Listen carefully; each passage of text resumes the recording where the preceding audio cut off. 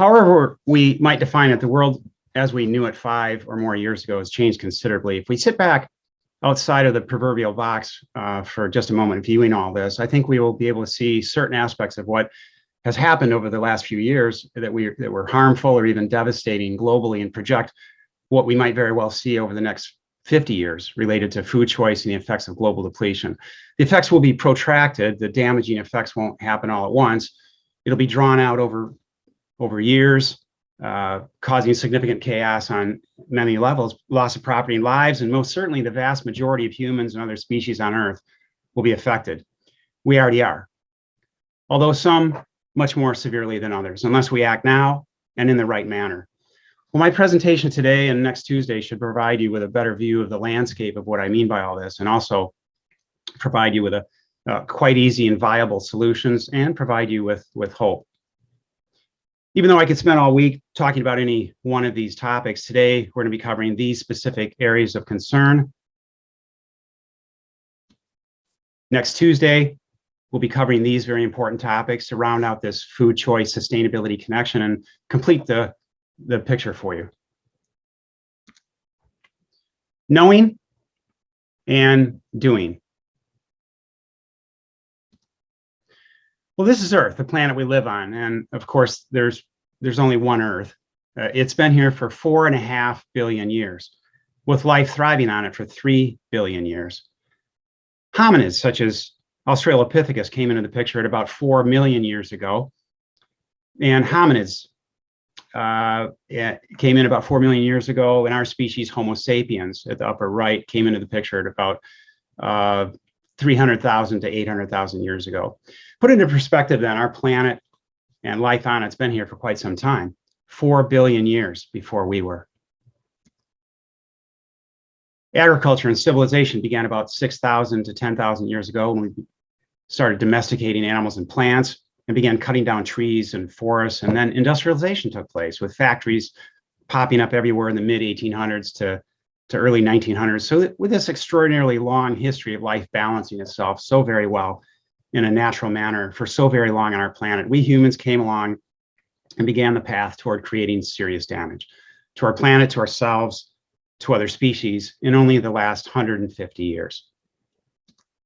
A snapshot of our planet today reveals this.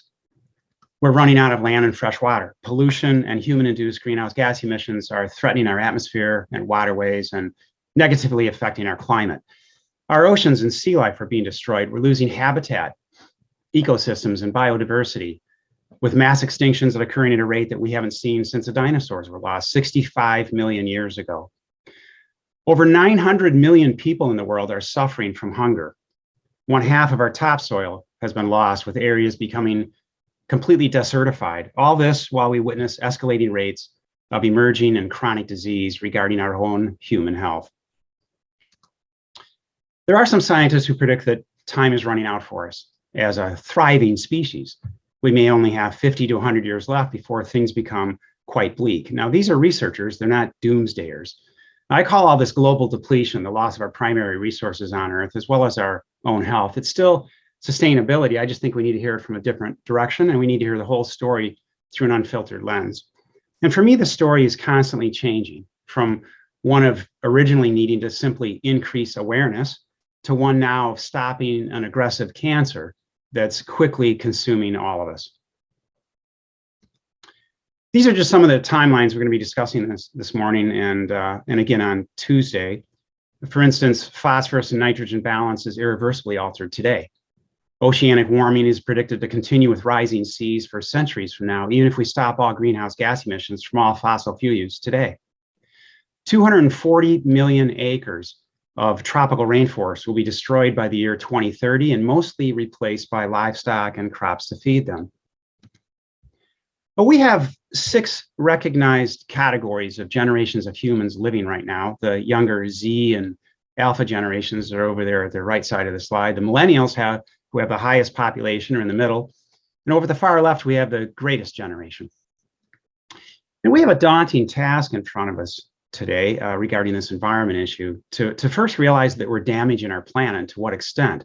That's the first step, and then how to somehow fix it. But when I step back and look at this, I see a picture of tremendous responsibility, opportunity of profound historical magnitude. Although even children can certainly be leaders on behalf of our planet, it's really my generation and the generation of our adult children, those 3 or 4 generations in the middle here that are in the strongest leadership position today. Well, we're in a unique situation to save Earth as we know it, save life on it now, and allow a livable future for those who come after us. Or we could ignore things, act like nothing's happening, or hey, when we get around to it sometime, and allow it to continue on its current path to possibly be destroyed. Now, what's at stake here? The extinguishing of our own species and thousands of other species. We can essentially make or break humanity. That could be at stake. And if you think that this is an overstatement, an exaggeration, or that this problem is entirely related to climate change, well, then that doubt, that skepticism and lack of awareness and lack of action all become part of the problem. So certainly something needs to change. What is it that we're doing to our environment? What needs to change? And importantly, how fast does this change need to really take place? Well, the answers to those questions are pretty easy. We need to stop those practices and habits that we administer every single day on a collective basis globally that create an unnecessary and proportionally large resource footprint, beginning with the largest footprint of all. Food, what we eat, and our agricultural systems. It's a larger resource guzzler than anything else we do. It also happens to be the easiest to change. Well, okay, as compared to mandated global population control and the culling of other humans, maybe to get us down to a 3 billion mark as we were in 1950, that's not going to happen. And it's a weak argument to the continued destruction. We also will not see the immediate elimination of all fossil fuel use. That isn't going to happen anytime soon. And you know what, even if it did, it really wouldn't address a number of aspects of global depletion. It simply won't. Well, how quickly do we need to change our habits, our footprint? I can tell you this is not a time for baby steps because it needs to be done right now. It needs to be done today. We're on very real timelines, and it's much worse now than it was 5 years ago when I last made this call to action for everyone. Let's take a closer look at all this and see what it means. Many of the choices you make in life will have a profound impact on something else in the world, especially with things you consume, like food. It's one of the major disconnects that we seem to live with. What you do here might affect something over there, and how to start looking outside the microcosm or the bubble that each of us tends to live in, and then how to encourage others to do the same. Well, for those of you who still don't know much about me, despite the wonderful introduction, just a little bit about my journey. I became very concerned about what sustainability really does mean and began looking at food choices and agricultural systems quite some time ago. So I stopped eating processed foods and I stopped eating animals and animal products while I was in graduate school nearly 50 years ago.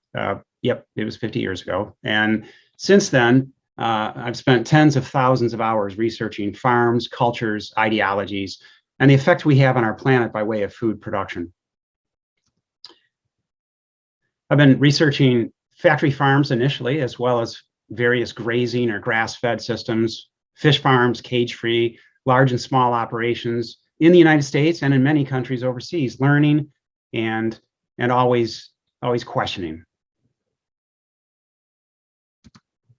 From this point forward, I'm spending most of my time trying to align governments, academic institutions, think tanks, funding organizations, all those that are in a position to move the critical mass forward in a positive manner. It's my goal to get everyone on the same page regarding our environment and to do this very quickly.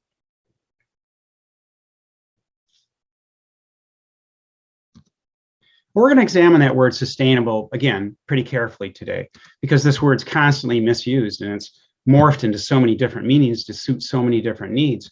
For most people, it still refers to our energy sector or to waste, how, what, and when to recycle, or even to economic or